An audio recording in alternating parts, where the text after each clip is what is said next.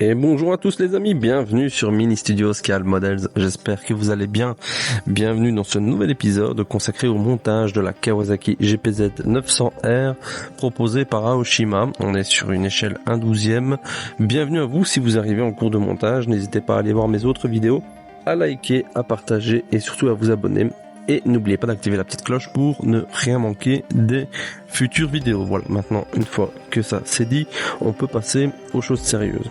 Je vous ai fait un petit tour d'horizon du modèle en cours, là où on était arrivé lors de la dernière vidéo, qui remonte à un petit temps, j'avoue. Bon, c'est pas que j'ai chômé entre temps, mais voilà, c'était un petit peu en pause, on va dire ça ainsi. Ok.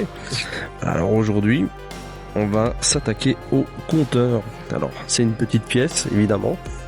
Ça n'a l'air de rien, de pas grand chose comme ça, mais je vais vous montrer une petite technique qui va vous permettre de rendre vos compteurs, que ce soit vos compteurs pour des motos 1/12e, que ce soit des compteurs pour des voitures au 1/24e ou même à toute autre échelle. À partir du moment où vous avez un compteur, la technique que je vais vous proposer ici, elle va vous permettre d'ajouter un réalisme plus que bluffant à vos modèles. Ok, allez, on y va.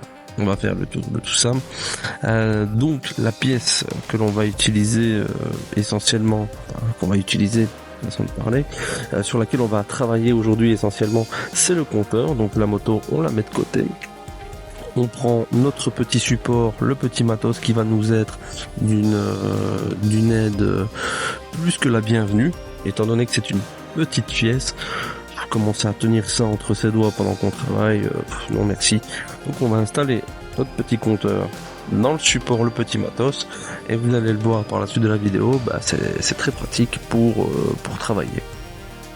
Je vous fais grâce bien évidemment de la partie mise en place. Donc voilà notre planche de décalcomanie, avec ici vous le voyez donc les compteurs. Alors il y a le contour, le compteur kilométrique évidemment, mais également une jauge de température d'huile moteur, si je dis pas de conneries, et une autre jauge de température, je pense que c'est pour la température je pense que c'est une autre jauge de température, je ne saurais pas vous dire laquelle. Honnêtement, si on a des connaisseurs des mécanos dans la salle, n'hésitez pas à apporter vos petites précisions techniques. Voilà, on reprend notre support, donc on a préparé au préalable une petite soucoupe avec de l'eau tiède et un petit peu de savon qui va nous permettre de faire glisser ça gentiment sur notre support. Voilà, on prépare tout ça, on zoome, on fait la mise au point, voilà. C'est pratiquement du montage live, ce que je vous fais là. Il y a un petit peu de cut parce que je vais pas non plus vous embêter trop avec mes histoires, etc. On va avoir besoin donc pour ces étapes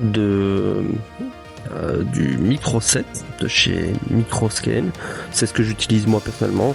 Vous avez bien sûr les marques Setter et les marques Softer chez Tamiya. Il y a d'autres marques qui proposent également des produits de décalcomanie.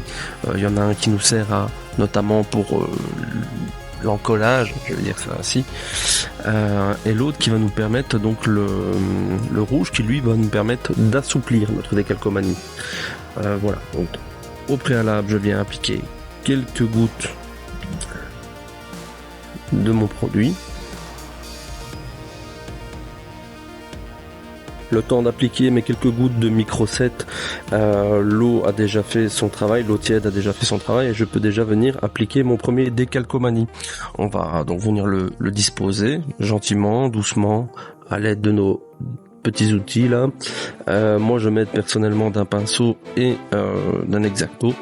Voilà, chacun fait comme bon lui semble. Moi je procède comme ça en tout cas. Voilà, on va le positionner. Une fois qu'on l'aura positionné, on va venir retirer l'excédent d'eau avec un coton-tige par exemple. Et on va bien sûr venir répéter cette opération plusieurs fois par rapport au nombre de décalcomanies qu'on a à positionner. Moi personnellement, je préfère travailler comme ça. Je mets d'abord tous mes décalcomanies.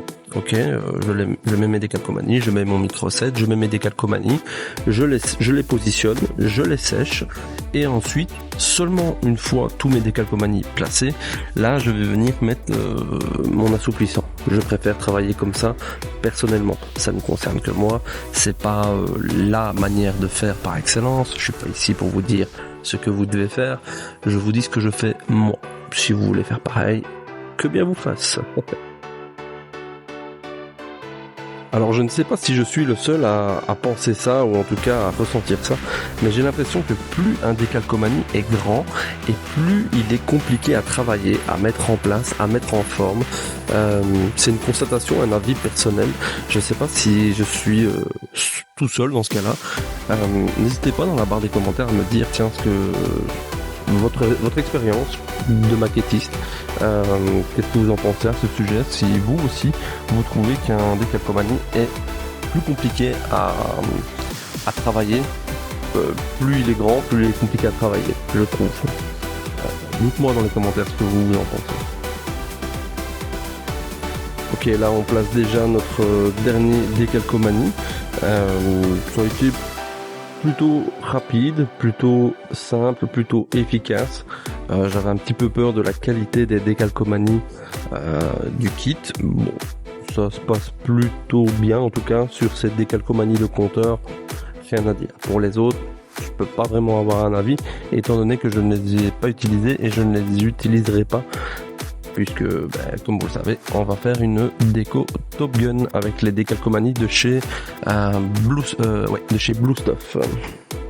Comme je vous le disais précédemment, donc voilà, je vous le montre ici sur le dernier décalcomanie. Je vais venir enlever l'excédent d'eau avec un coton-tige évidemment. Maintenant que nos décalcomanies sont posées et séchées, si je peux dire ça comme ça, on va venir appliquer le microsol. Alors le microsol, moi personnellement, j'applique voilà une certaine quantité, en tout cas j'humidifie en surface mes décalcomanies, ok. Et une fois que j'ai posé la goutte de microsol, je n'y touche plus. Je passe pendant quelques secondes comme ça le temps d'appliquer mon microsol, mais une fois qu'il est appliqué, après faut plus y bouger parce que ça va assouplir votre décalque, et si vous le bougez pendant que le microsol est encore en train d'agir, vous allez tout flinguer, vous allez vraiment tout flinguer, ça va plisser, ça va casser, ça va se déchirer. Surtout ne faites pas ça, ok. Donc vous appliquez votre microsol et vous le laissez agir surtout. Vous pouvez aider le microsol à agir plus vite et plus efficacement en vous aidant par exemple d'un pulseur à air chaud, à sèche-cheveux, ce genre de choses. Y allez pas au décapeur thermique s'il vous plaît, hein. Allez pas flinguer votre pièce non plus. Voilà, et une fois que le microsol a bien agi, qu'on a passé notre sèche-cheveux, voilà ce qu'on obtient comme résultat. Alors le cadran de droite, comme vous voyez, je l'ai déjà traité avec le produit de chez Green Stuff World, la résine UV de chez Green Stuff World, qui est franchement un super produit. Okay. Voilà, comme vous le voyez, le cadran en bas à droite a déjà été traité. Et je vais continuer ici avec les autres cadrans. Alors pour ça c'est très simple, je viens appliquer une petite goutte à l'aide d'un cure-dent. Ça évite en tout cas d'avoir des bulles d'air.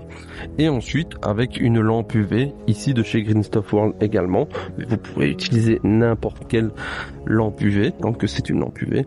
On va venir donc passer la lampe UV sur notre pièce pendant un certain nombre de secondes pour aider justement à durcir cette résine UV. Et voilà le résultat que vous obtenez les amis. Franchement, dites-moi en commentaire. Est-ce que vous trouvez pas le résultat magnifique? Moi perso, je suis fan. Ok. Voilà, cette vidéo touche à sa fin les gars. J'espère qu'elle vous aura plu. Elle est plutôt courte. Mais j'espère en tout cas vous avoir appris quelque chose et que vous aurez apprécié la regarder et m'écouter. Sur ce, je vous dis à très bientôt. N'oubliez pas de liker, de partager, de vous abonner surtout. Je compte sur vous. Merci pour votre fidélité. Merci pour vos commentaires et vos encouragements. Et je vous fais la grosse bise. Passez un bon 1er mai les gars. Ciao.